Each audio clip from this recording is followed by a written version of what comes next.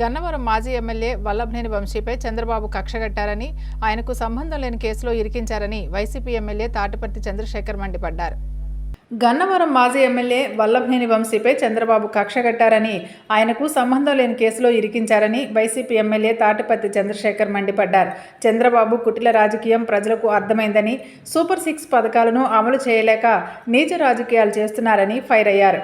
జైల్లో వల్లభనేని వంశీతో MLA Tatiparthi Chandrasekhar, Penamaluru YCP in charge Devabhaktuni Chakravarthi, Vamsi సతీమణి పంకజశ్రీ ములాఖత్ అయ్యారు.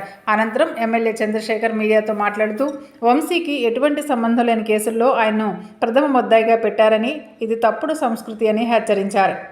2 టన్నెల్స్ కంప్లీట్ అయిపోయినా కూడా చిన్న చిన్న వర్క్లకి దాదాపు 9 నెలల నుంచి ₹1 కూడా కేటాయించకుండా R&R ప్యాకేజ్కి ఏ రూపాయిని కూడా వారు ఖర్చు చేయకుండా ఈ రాష్ట్రంలో ఒక దగా ప్రభుత్వాన్ని నడిపిస్తూ వెలుగొండ ప్రాజెక్టుని నిర్వీర్యం చేసేటటువంటి ప్రయత్నం ఏ విధంగా చేస్తున్నారో ఇవాళ వారు ఇచ్చినటువంటి బడ్జెట్లో కూడా వారు కేటాయింపులు ఏ విధంగా చేశారో ఒకసారి కానీ చూస్తే ఈ రాష్ట్ర ప్రజలందరికీ కూడా అర్థమవుతుంది. పశ్చిమ ప్రాంతానికి సంజీవని అయినటువంటి ఈ ప్రాజెక్టుకి ఈ బడ్జెట్లో కేటాయింపులు చేసింది కేవలం 359 కోట్లు మాత్రమే. 9 నెలలు కంప్లీట్ అయిపోయింది. మరో సంవత్సరానికి బడ్జెట్ ఇచ్చేశారంటే ఈ 2 సంవత్సరాలకు సంబంధించి 359 కోట్లు మాత్రమే ఖర్చు చేస్తే ఈ ప్రాజెక్ట్ కంప్లీట్ అవుతుందా? R&R ప్యాకేజ్కి దాదాపు 1000 కోట్లు ఖర్చు పెట్టాల్సి ఉంటే వీరు కేటాయించింది R&R ప్యాకేజ్కి 116 కోట్లు. ఈ 116 కోట్లతోటి ఎంతమందిని మీరు నిరాశ్రయులైనటువంటి వారికి ఈ చెల్లింపులు చేయగలుగుతారు?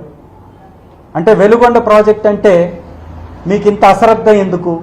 వ్యవసాయాన్ని ఆధారపడి వ్యవసాయాన్నే నమ్ముకొని బతికేటటువంటి రైతులంటే మీకెందుకు ఇంత చిన్న చూపు? అంటే ఈ వెలుగొండ ప్రాజెక్టు అవసరం లేదా? నిజంగా ఇలాంటి దౌర్భాగ్య పరిస్థితి ఎందుకు వస్తుంది? ఈ చంద్రబాబు నాయుడు గారి ఈ ఆలోచన విధానాలు ఎందుకు మారట్లేదు? ఈ ప్రకాశం జిల్లాలో ఉన్నటువంటి తెలుగుదేశం నాయకులు ఎందుకు ముద్ర నిద్ర పోతున్నారు?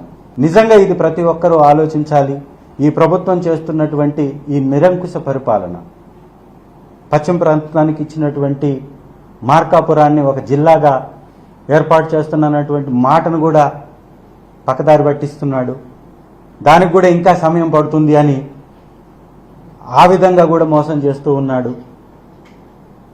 చంద్రబాబు నాయుడు గారి ఈ మోసపు మాటల్ని, ఈ విధానాల్ని ప్రజలు పెద్ద ఎత్తున వ్యతిరేకిస్తూ ప్రజల్లో ఈ కూటమి ప్రభుత్వం మీద వ్యతిరేకత పెరిగిపోతుంది.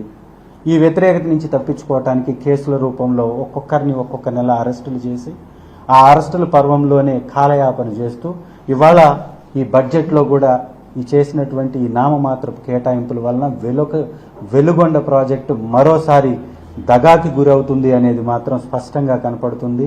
దీని మీద పెద్ద ఎత్తున వైఎస్ఆర్ కాంగ్రెస్ పార్టీ నిరసన వ్యక్తం చేస్తూ ఎర్రగొండపాలెం శాసనసభ్యుడిగా వెలుగొండ మీద ఈరోజు కూటమి ప్రభుత్వం ప్రదర్శించినటువంటి ఈ విధానానికి నిరసన తెలియజేస్తూ, ఖండిస్తూ ఈ నామమాత్రపు కేటాయింపుల వలన వెలుగొండ ప్రాజెక్ట్ అనేది కంప్లీట్ కాదు అనేది మరొకసారి తేటమైనటువంటి